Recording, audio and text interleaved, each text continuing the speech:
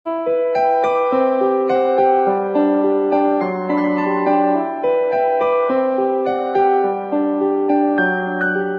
दोस्तों, आप सभी का वीरपत ऑनलाइन स्टडी क्लास में हार्दिक स्वागत है।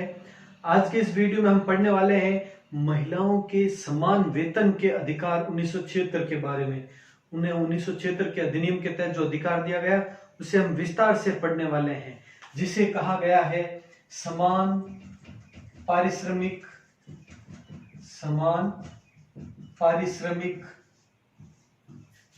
अधिनियम 1976। यह है इसका पूरा नाम। सबसे पहले तो ये लागू कब किया गया, तो ये लागू है वो है 11 फरवरी 1976। ये हो गया। इसके बाद में देखो इसमें कितनी धाराएं हैं, क्या है वो पढ़ते हैं। जिस प्रकार से हमने पिछली बार पढ़ा था दहेज प्रतिषेध अधिनियम वगैरह अन्य अधिनियम पढ़े हैं, उसी प्रकार से इसकी धाराओं के बारे में वगैरह पढ़ लेते हैं। इसमें अध्यायों में भी वर्गीकृत किया गया है। तो इसमें अध्याय है वो है कुल अध्याय 3। धाराओं की बात करें अगर तो कुल धाराएं हैं इसमें 18। हम पढ़ेंगे सिर्फ कुछ एक प्रमुख धाराओं के बारे में जो कि महिलाओं के हेतु बहुत ही विशेष है। इसमें देखते हैं अब इसमें जैसे अध्यायों में विभाजित करके पढ़ते हैं एक बार। तो जैसे ये अध्याय और धाराएं। अध्याय पहले अध्याय में धाराएं कितनी है, 1 से लगाकर 3 तक। दूसरे अध्याय में कितनी है, उसमें है 4 से लगाकर 7 तक। और लास्ट और अंतिम जो तीसरा अध्याय उसमें कितनी है, 8 से लगाकर 18 तक। ये है इसमें कुल 3 अध्याय और ये 18 धारा इस प्रकार से है। इस पहले में बात अगर पहले की करें, इसमें ज्यादा खास कुछ नहीं। तीनों में जैसे कि मैंने बताया पहली धारा में तो क्या होता है, संक्षिप्त नाम होता है जो कि ये रहा समान पारिश्रमिक अधिनियम 1976।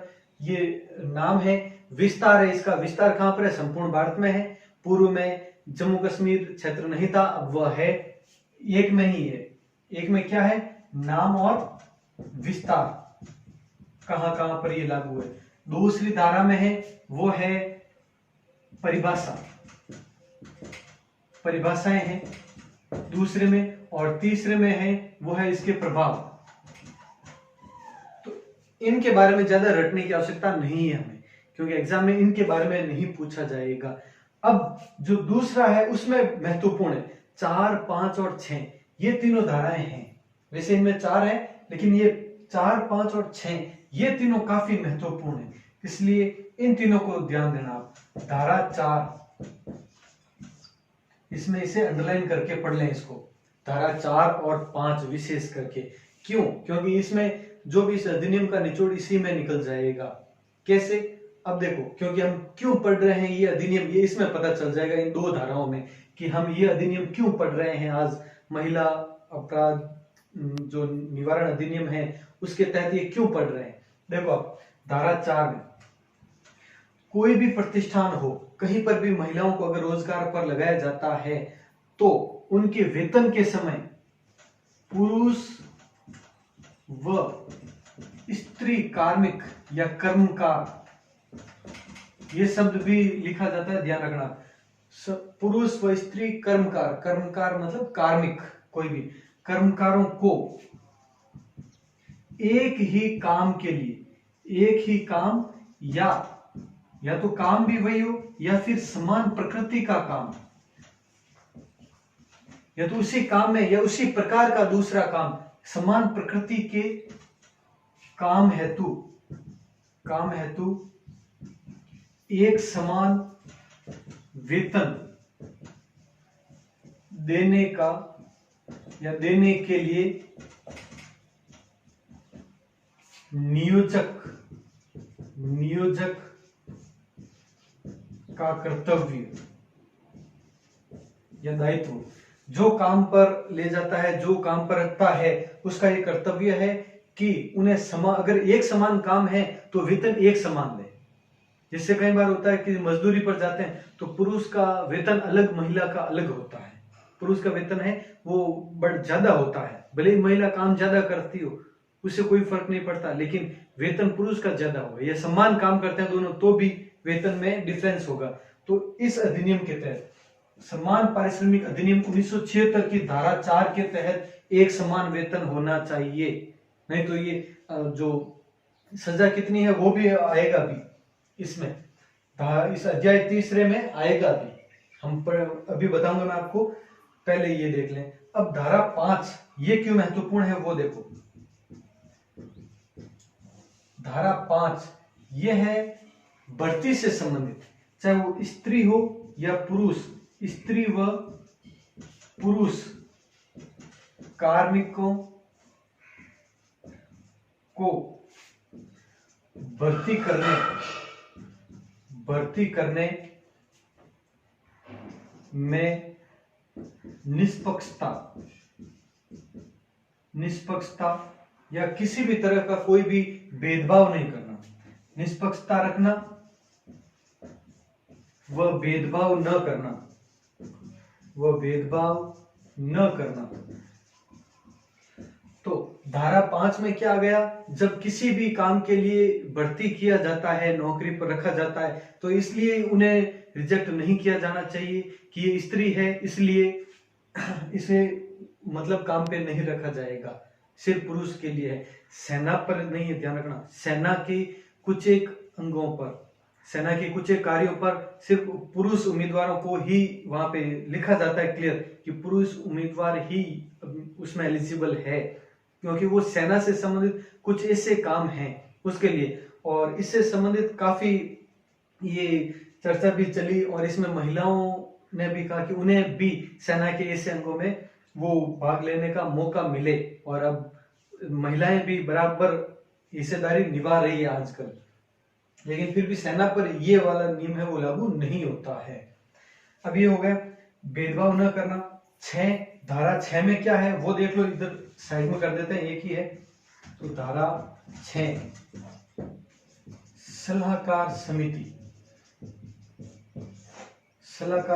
समिति की स्थापना, यह है धारा 6 के तहत, इससे संबंधित सलाहकार समिति के बारे में है। ये हो गए 6। 7वें में ज्यादा कुछ नहीं, सरकार की शक्ति है कि ऐसे कार्यों में, ऐसे कोई भी अगर मैटर आता है उसमें न्यायिक शक्तियों से संबंधित जो राज्य सरकार की शक्ति है वो है, और ज्यादा इसमें पूछने लायक नहीं लग रहा है क्योंकि महिलाओं से संबंधित ज्यादा पूछा गया। तो ये 4 और 5 विशेष है, और 6 नंबर सलाहकार समिति। अब ये करें, उसके बाद में तीसरे में 2-3 धाराएं और प्रमुख है, इससे संबंधित दंड का प्रावधान वगैरह है, निरीक्षक की नियुक्ति वगैरह है, वो 2-3 और है, वो कर लेते हैं। ये लिखें पहले। अब जो पीछे बची 2 धाराएं हैं वो कर लेते हैं। धारा 9, इसमें क्या है और अध्याय कौन सा होगा? तीसरा। 8 से है, लेकिन जो महत्वपूर्ण है वही बता रहा हूं मैं इस दृष्टि से।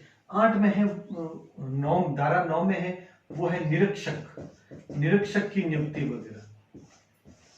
इससे संबंधित जो निरीक्षक है, ऐसे कामों को की जो देखरेख करने वाला है, उसकी नियुक्ति का उपबंध है वो किसमें? धारा 9 में, इस अधिनियम की धारा 9। अब धारा 10 उसमें है शास्तियां। अब आप बताओ शास्तियां क्या है? कभी भी ऐसे में शास्तियां शब्द आ जाए तो शास्तियां शब्द का अर्थ होता है दंड का प्रावधान। ध्यान रखना, वहां पर शास्तियां ही लिखा होगा। शास्ति का अर्थ होता है दंड, सजा, पनिशमेंट, ये होगा इसका अर्थ।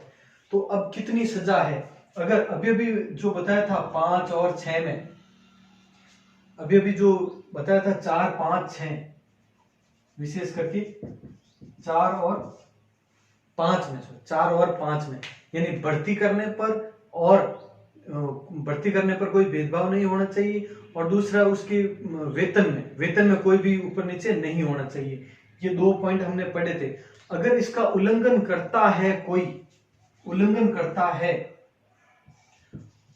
जो नियम है उसका उल्लंघन करने पर सजा का प्रावधान क्या है वो देखो। 3 माह से लगाकर 1 वर्ष तक की सजा प्लस 10,000 से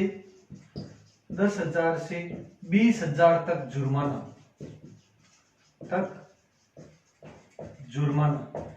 ये दोनों सजा है। 3 माह से 1 वर्ष तक की सजा और 10,000 से 20,000 तक जुर्माने का प्रावधान है। अगर इस जो भी अभी जो अधिनियम पड़ा है उसमें उल्लंघन किया जाता है तो ये तो हो गया उल्लंघन करने पर, लेकिन सिर्फ साक्ष्य छुपाने वगैरह पर आ जाती है बात। साक्ष्य छुपाने पर यानी ये उल्लंघन तो नहीं है, लेकिन कोई देख रहा है कि ऐसा हो रहा है और फिर भी कोई हस्तक्षेप नहीं करता है, शिकायत नहीं करता है, या फिर साक्ष्य छुपाने की कोशिश करता है, रजिस्टर वगैरह छुपाने की कोशिश करता है, तनख्वाह वगैरह वो जैसे कई बार होता है साइन करवाते हैं 10,000 पर और देते हैं कम, और फिर भी जानबूझकर ऐसा किया जाता है और देख रहे हैं और साक्ष्य छुपा रहे हैं, तो साक्ष्य छुपाने पर यह है 1 माह तक की सजा, 1 माह तक की सजा और 10,000 तक जुर्माना, 10,000 तक जुर्माना, यह है इसमें दंड का प्रावधान। तो ये करें, नोट करें।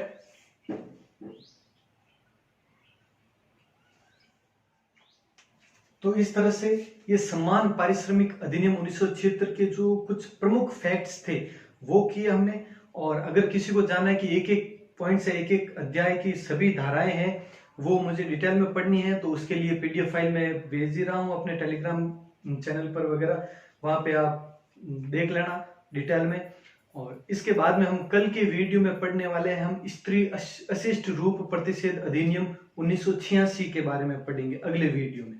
मिलते हैं फिर अगले वीडियो में। जय हिंद, जय भारत।